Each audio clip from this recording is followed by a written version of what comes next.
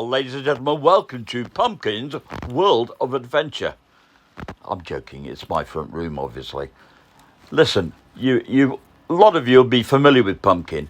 Basically, I rescued her. I say I rescued her, she's rescued me. I got her from a rescue home about 3 years ago, and we've been mates ever since, and she's looked after me through thick and thin. Up till very recently, I've always given her wet food out of a sachet, and when she finishes it, she comes and mithers me, and I give her another one. And I never really counted, So, and she's a skinny little, lovely little slim cat, so I've never had weight issues with her. But I thought, it's not much, she's not getting much out of that. So I've decided to change things. So what I've gone and done is I've changed from wet food to dry food.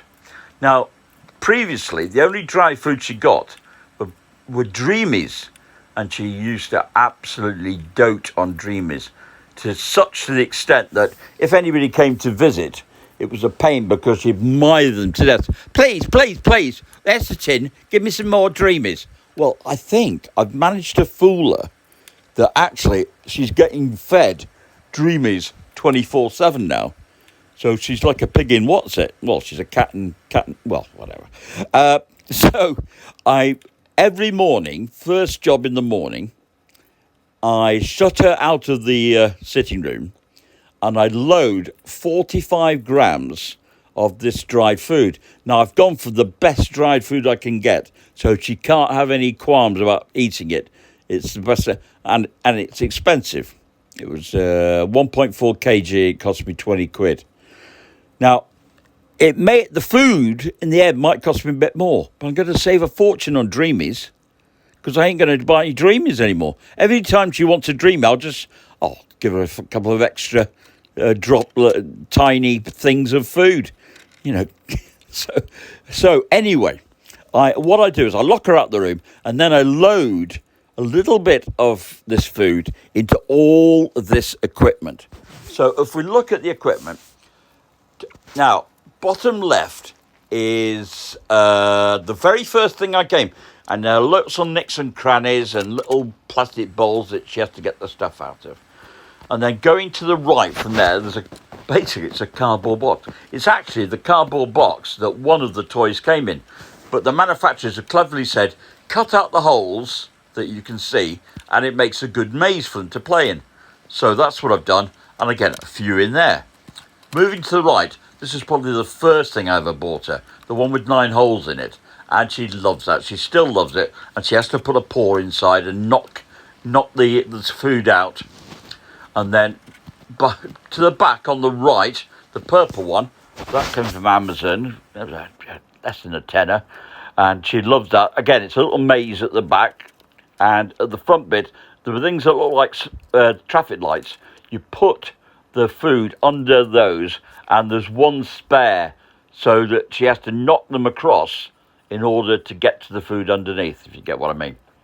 Then moving to the left, the round white one with sort of fluffy udrits in it, that's a new one, and I put a few bits of food in each of the 5 containers. Then I don't ram it in, but I just rest a little fluffy toy on top.